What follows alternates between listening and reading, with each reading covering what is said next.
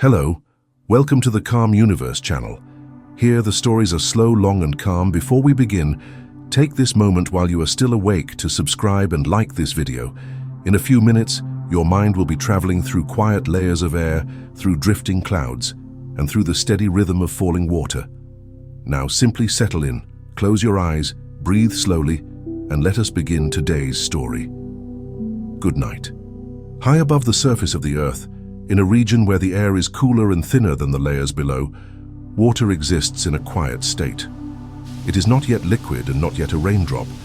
It is a collection of molecules held lightly in the atmosphere, moving slowly as temperature decreases and humidity increases. These molecules drift without urgency, carried by gentle currents that form and disperse with no noticeable speed. The air at this altitude does not force them together. It simply holds them, allowing them to wait for the right moment when conditions shift enough for condensation to begin. The stillness of this region is part of a larger cycle that has repeated for billions of years, linking ocean, air, cloud and land through gradual transitions. As the air cools further, the molecules begin to gather around microscopic particles suspended in the atmosphere. These particles may come from salt carried from oceans, dust lifted by wind, or remnants of tiny organic matter. Each particle provides a surface on which water vapor can settle, forming a cluster that grows molecule by molecule. This early stage of formation happens slowly, driven solely by temperature and pressure. There is no force that pushes the molecules together quickly. They attach themselves through simple physical processes, responding to changes in humidity that rise and fall in long, steady patterns. Within the cloud, millions of these clusters begin to form at the same time. Some drift apart before growing. Others remain suspended without reaching a size that will allow them to fall. The air holds them in a balanced state, supported by updrafts and kept in place by the same forces that caused them to rise in the first place. For long stretches of time, a forming droplet may remain in this suspended condition, neither rising nor sinking significantly, simply existing as part of the cloud's diffuse structure. As more molecules continue to join, the cluster gains mass. Its structure becomes more stable. The movement of the surrounding air shapes it gently, creating a nearly spherical body held together by surface tension. At this stage, the raindrop is not yet falling. It is simply heavier than before and more defined in form. The cloud around it continues to shift gradually, influenced by the heating and cooling of the day, by wind patterns from distant regions, and by the slow mixing of air from above and below. The presence of this growing droplet is one small element within a vast atmospheric system. The cloud that contains it stretches across many kilometers, composed of countless droplets forming, merging and separating in response to subtle temperature gradients. The process remains orderly even when viewed over long periods of time. Each droplet behaves according to physical laws that do not change, regardless of altitude or location. The formation of the raindrop reflects the quiet consistency of these laws, which apply equally to oceans, rivers, lakes, and the entire global water cycle. As the droplet becomes heavier, it reaches a point where the upward movement of air no longer fully supports its weight. It begins to shift downward, though the movement is slight at first. The fall does not yet become a descent through the atmosphere. Instead, it is a gradual transition from suspension to motion, guided by gravity acting on a mass that has finally exceeded the upward force it once balanced against. This moment marks the beginning of the raindrop's journey, a journey that will carry it through layers of air, across the surface of the earth, and back into the sky in an endless cycle of transformation and return. For now, the droplet remains near the top of the cloud, resting between two states. It is neither entirely still nor fully in motion. It exists at the boundary where conditions shift gently, preparing it for the long descent ahead. The atmosphere holds it without effort, and time passes without urgency. The journey of the raindrop begins in this space of balance, shaped by quiet interactions and slow accumulation, reflecting a rhythm that has guided every drop that has ever fallen. The descent through layers of still air. The raindrop begins its downward motion in a way that is almost imperceptible. Gravity exerts a steady pull, guiding the drop from the upper regions of the cloud toward the layers of air below. The descent is not immediate or fast. It begins as a slow drift, a gradual adjustment in position as the upward currents weaken and the weight of the droplet becomes slightly greater than the support provided by the surrounding air. This transition is the first step in a long journey through the atmosphere, and it unfolds with the same quiet rhythm that governs all natural processes shaped by temperature, pressure, and gravity. As the drop moves downward, it enters layers where the air is denser and slightly warmer than the region it has left behind. The difference in temperature influences the droplet's surface, causing subtle changes in evaporation and condensation. Some molecules may leave the droplet for a moment before rejoining it. Others may attach themselves more firmly as humidity fluctuates. This exchange continues throughout the descent, but it does not alter the overall direction of movement. The raindrop continues to fall, guided by forces that act consistently without variation in their quiet pool. Within the cloud, the raindrop occasionally encounters other droplets. When two droplets come close enough, surface tension brings them together. They merge into a larger drop, which becomes heavier and falls more steadily. This merging happens slowly and repeatedly, influenced by air currents that drift through the cloud and bring droplets together in gentle, unhurried patterns. Each merging event increases mass while maintaining the spherical shape, allowing the drop to fall with slightly greater speed, yet without any sudden change in its motion. As the raindrop continues through the cloud, it encounters regions of differing density. Some areas hold lighter vapor, while others contain more concentrated clusters of droplets. These variations create small, almost invisible currents that may cause the drop to shift laterally before continuing its downward path. This movement is not a deviation from falling. It is part of the complex structure of the atmosphere, where each direction of motion results from the distribution of heat and moisture. Despite these shifts, the drop consistently moves downward, continuing the slow descent that gravity ensures. Eventually, the raindrop reaches the lower boundary of the cloud. Here, the air begins to clear, and the environment changes. The light becomes more direct, filtered through fewer layers of vapor and cloud particles. The drop now falls freely through open air, where visibility increases and resistance decreases. The speed remains controlled by the balance between gravity and the drag created by the surrounding atmosphere. As the drop accelerates slightly, it approaches a stable velocity at which falling and resistance equalize. This stable velocity remains constant as long as the conditions do not change, allowing the droplet to fall with uniform motion. Below the cloud, the air is warmer and contains less moisture. The temperature may cause some evaporation at the surface of the drop, reducing its size gradually during the descent. However, if the drop is large enough, it maintains its structure and continues to fall. Evaporation does not disrupt the process. It only alters the droplet in small increments, shaping its journey as it passes through the different layers of the atmosphere. In some cases, the drop may even pass through warmer currents that slow the rate of evaporation, maintaining its volume until it reaches the surface below. As the drop falls farther from the cloud, wind begins to play a greater role. Gentle air currents move horizontally, guiding the drop across the sky at a pace that matches the movement of the air itself.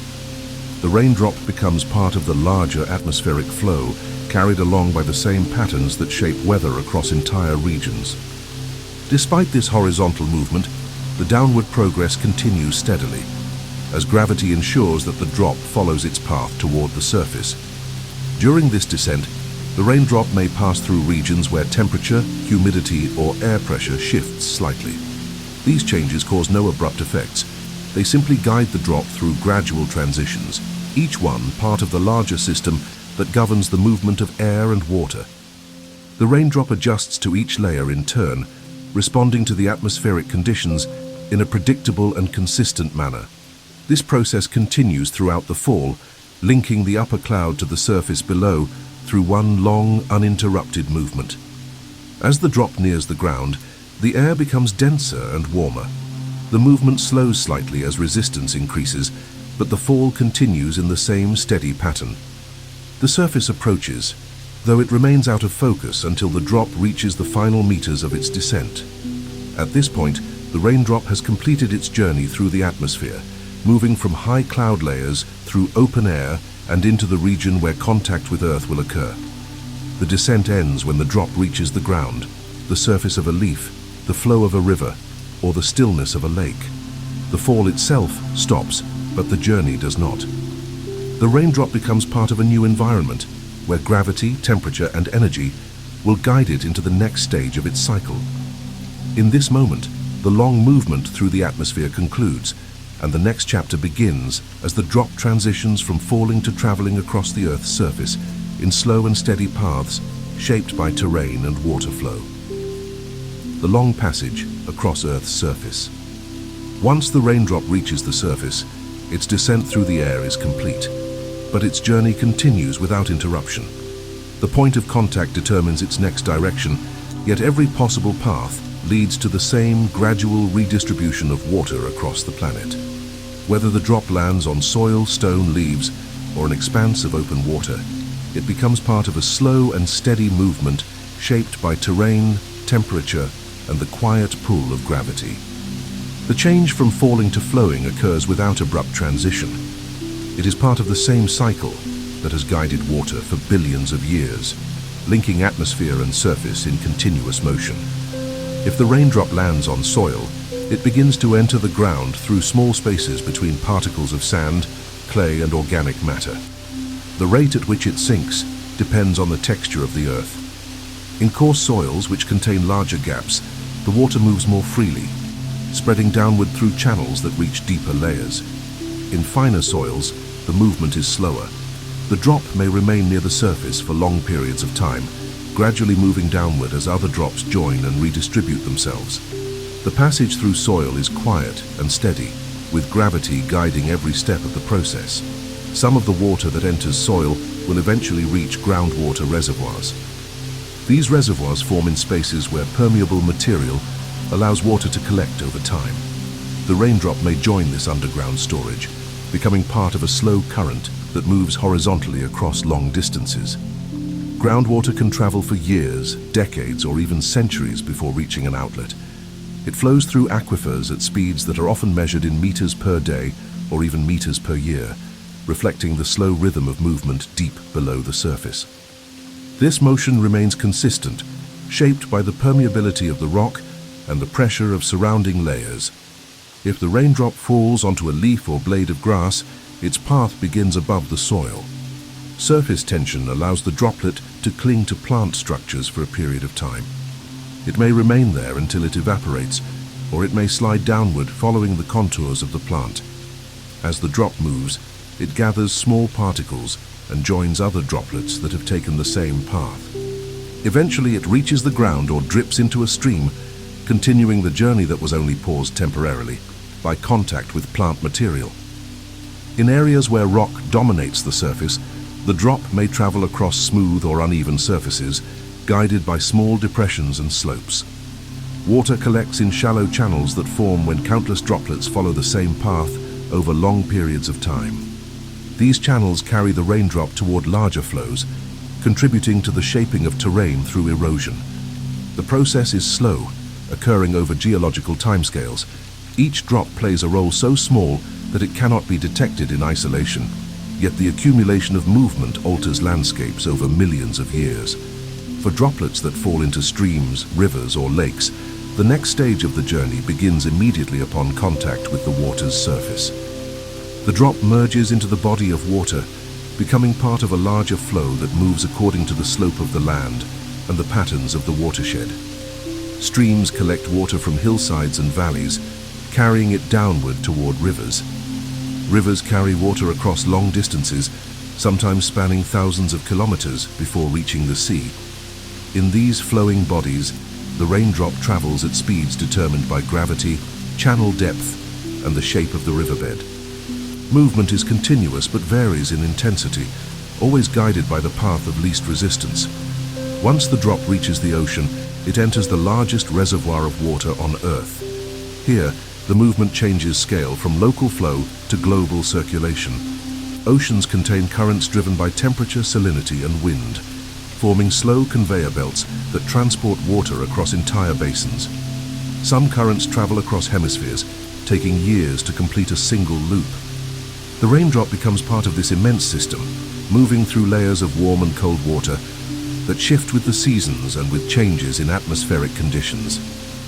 The path is long and measured, reflecting the stability of the oceans themselves. Deep within the ocean, water can remain in place for extended periods, trapped in slow-moving currents or held beneath layers of differing density. These deep waters take part in cycles measured in centuries. Some water sinks near polar regions, where cold temperatures increase density. This water then spreads across the ocean floor, moving at a rate that is barely perceptible. The raindrop, now part of this mass, participates in a global redistribution of temperature and nutrients that supports marine ecosystems.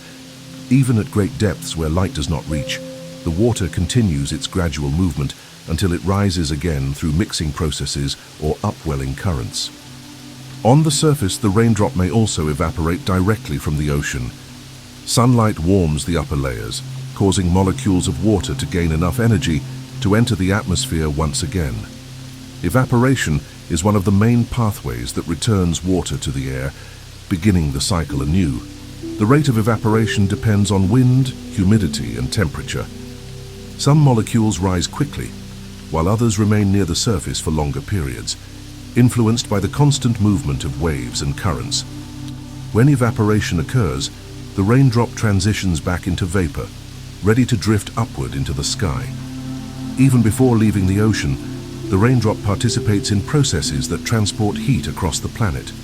Warm water near the equator moves toward cooler regions, while cold water near the poles sinks and spreads outward. These movements regulate global climate, ensuring that energy is distributed evenly across the surface of the Earth. The journey of the raindrop through these systems contributes to this regulation, playing a small but significant role in the balance of the planet. Throughout its passage across the Earth's surface, the raindrop encounters different environments, each shaped by the same fundamental forces. Whether moving through soil, sliding down a leaf, flowing in a river, or circulating in the ocean, the drop remains part of a continuous cycle that links land, water, and air. Each transition happens gradually, driven by temperature, pressure, and gravity. There is no single moment that defines the journey. Instead, it unfolds in stages that reflect the patient rhythm of the natural world. From this stage, the raindrop will eventually begin the process of rising back into the atmosphere, continuing the cycle that has guided its movement since the moment it formed in the cloud. The next chapter follows this transition, tracing the invisible movement from surface to sky. The invisible rise back to the sky. When the raindrop reaches the surface of the Earth and becomes part of a river, a lake, an ocean, or a thin layer of moisture on the ground, its descent has ended, but the larger cycle continues with the same quiet consistency. The transition from liquid to vapor begins gradually, driven by temperature and energy from sunlight. No sudden shift marks the moment when evaporation begins. Instead, individual molecules gain energy at different rates, leaving the surface one by one in a process too small to observe directly. The raindrop becomes vapor without disturbance, participating in an upward movement that mirrors the slow descent it completed earlier. Evaporation occurs whenever the surface of the water is exposed to the air. At the molecular level, water is constantly in exchange with its surroundings. Some molecules leave the liquid while others return, and the balance between these motions depends on humidity, temperature, and air movement. When the air is dry or warm, more molecules leave than return, allowing the water to transition into vapor. The raindrop that once fell through the atmosphere begins to rise again, molecule by molecule, carried upward by the slow diffusion of gas into air. Each molecule moves according to the same physical laws that guided the drop during its fall, following gradients of energy rather than direction imposed by force. If the raindrop has entered the soil, evaporation still occurs, though at a slower rate. Water within the upper layers of soil moves toward the surface through small pores, driven by capillary forces and temperature differences. Once at the surface, it evaporates into the surrounding air. The movement is steady and quiet, part of the same mechanism that distributes water throughout ecosystems. Even before evaporation begins, some of the water may pass from plants into the atmosphere through transpiration. In this process, water absorbed by roots travels through stems and leaves until it exits through microscopic openings. The released vapor becomes part of the air, blending seamlessly with moisture from other sources. The raindrop's journey continues through biological and physical pathways, all governed by the same gradual processes. Over oceans and large lakes, evaporation contributes to some of the most significant movements of water on the planet. Sunlight warms the surface, creating conditions where water molecules gain enough energy to rise. Wind moves across the water, removing moist air and replacing it with drier air, allowing more molecules to escape the surface. The raindrop becomes part of this continuous flow, entering the atmosphere and joining a vast distribution of moisture that travels across continents. As vapor, the water is no longer limited by the boundaries of rivers or land. It becomes part of the global circulation that links all regions of the Earth through invisible pathways of humidity and air movement. Once the raindrop has transitioned into vapor, it begins to rise into the atmosphere. Warm air near the surface expands and becomes less dense, lifting moisture upward. This process, known as convection, happens on small and large scales, guiding vapor toward higher altitudes. At night, or in cooler regions, temperature differences may cause vapor to rise more slowly, yet the direction remains the same. The movement is governed not by speed, but by the balance between temperature and density. As the vapor rises, the surrounding air grows cooler and pressure decreases, creating conditions where condensation may eventually occur. During this upward movement, the vapor may travel immense distances. Air currents transport moisture across continents and oceans, following patterns shaped by Earth's rotation and differences in surface heating. Atmospheric circulation divides the planet into large cells, each with its own predictable movements. In these cells, air rises in some regions and sinks in others, carrying moisture through long looping pathways that take days, weeks, or even months to complete. The raindrop, now in vapor form, may drift across mountain ranges, deserts, forests, or open water before returning to a region where condensation begins anew. As the vapor rises into cooler layers of the atmosphere, it begins to lose energy. The molecules slow, and the process of condensation starts. This transition forms clouds, where vapor attaches to tiny particles suspended in the air. These particles may be dust, salt, or microscopic bits of organic matter. The raindrop's journey resumes the same pattern it followed before its descent.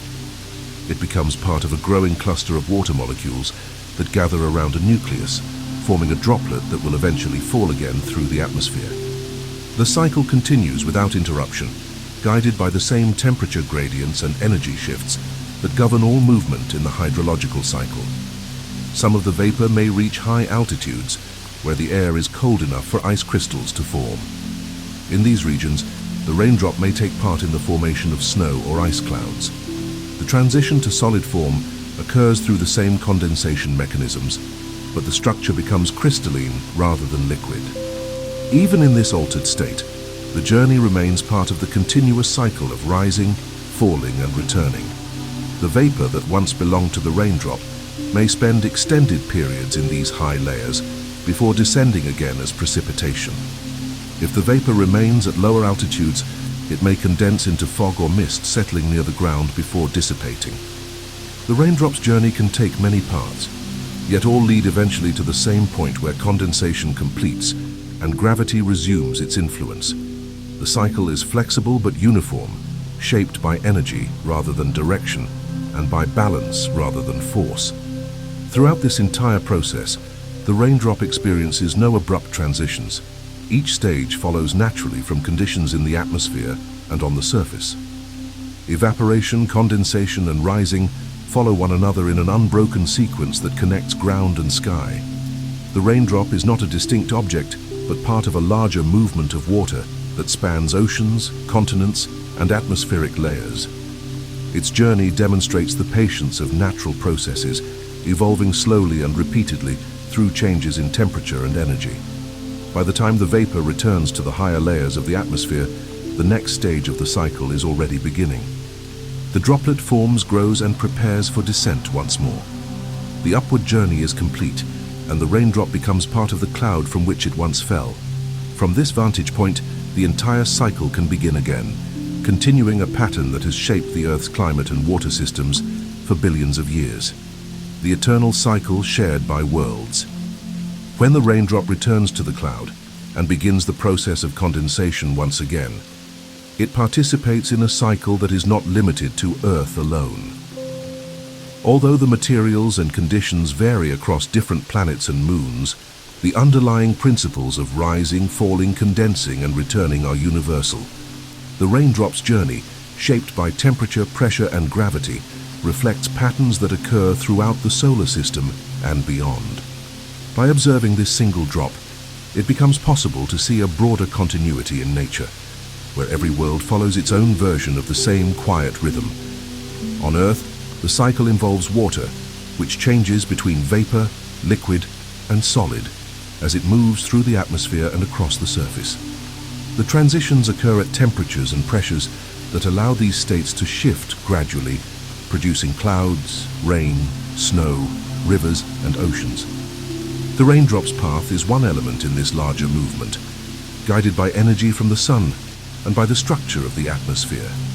Yet the principles at work, evaporation, condensation, falling, and redistribution, appear in many other environments as well, even where water is not present in liquid form. Across the solar system, temperature and composition determine how similar cycles unfold. On some worlds, substances like methane, ammonia, sulfur, or carbon dioxide act in place of water. These materials evaporate, condense, and fall according to the same laws of physics that govern Earth's water cycle. The molecules respond to energy, pressure, and gravity in predictable ways, forming clouds and precipitation when conditions allow. The cycles may be slower or faster, depending on the environment, but the pattern remains recognizable. The raindrop's journey becomes a demonstration of how natural processes repeat across worlds, each following the same principles while producing different outcomes. Consider Titan, the large moon of Saturn, where methane takes the place of water. Its thick atmosphere allows methane to evaporate from lakes, form clouds, and fall as rain.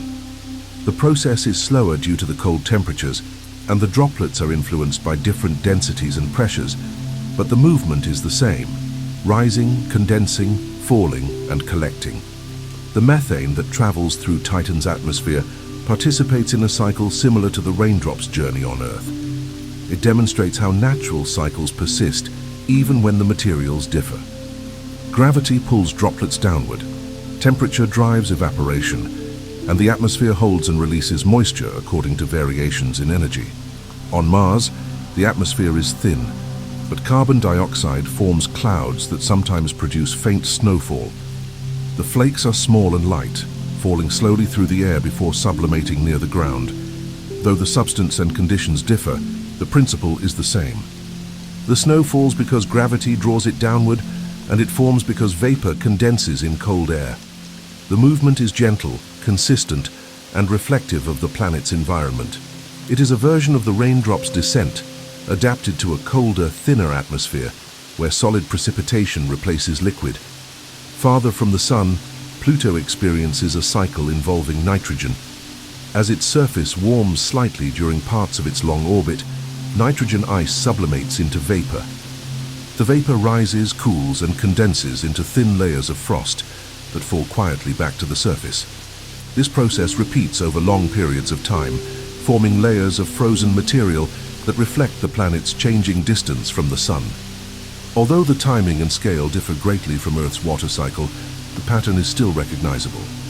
It is an expression of the same principle that shapes the raindrop's movement: energy causing rising, cooling causing condensation, and gravity guiding descent. Even on worlds where rain does not fall in the traditional sense, similar cycles occur. On airless bodies, changes in temperature can cause sublimation of ice directly into gas, which may drift before refreezing on shaded surfaces. These transitions occur without the presence of a thick atmosphere. yet they still reflect the balance between energy gain and energy loss. The surface absorbs heat during the day, releasing molecules that rise, then cools at night, causing those molecules to settle again. The absence of liquid droplets does not prevent the cycle from proceeding. Gravity and temperature still work together to guide the movement of matter, even when the process is nearly invisible. The same principles extend beyond the solar system. On distant exoplanets, where temperatures may be far higher or lower than those found near Earth, substances such as silicates, metals, or exotic molecules condense and fall in cycles tailored to their environments. Although these worlds are too far away for direct observation of their weather, the behavior of their atmospheres can be inferred from starlight. The cycles appear in the patterns of temperature and pressure, indicating that even in extreme conditions, the natural tendency for substances to rise, condense, and fall persists. Fundamental forces shape these cycles, ensuring that they follow predictable paths independent of the material involved. The raindrop's journey on Earth becomes a simple example of a larger pattern. In each environment, matter moves according to gradients of temperature and gravity, guided by laws that do not change from one world to another. Whether the substance is water on Earth, methane on Titan, carbon dioxide on Mars, or nitrogen on Pluto, the motion follows the same order: upward movement driven by energy, condensation triggered by cooling, and downward movement governed by gravity. The repetition confirms that the cycle is not unique to Earth's climate, but part of a broader design that shapes environments throughout the universe. Even in places where precipitation does not fall to the surface, similar cycles exist within the atmosphere. Clouds form, dissolve, and reform as molecules shift between states. Winds move moisture or dust through long atmospheric pathways. Temperature changes cause condensation at certain altitudes. These processes occur whether the world is warm or cold, large or small, wet or dry. The details differ, but the underlying structure remains consistent, reflecting the same balance that governs Earth's water cycle. The raindrop's journey is one instance of a principle that repeats indefinitely across space.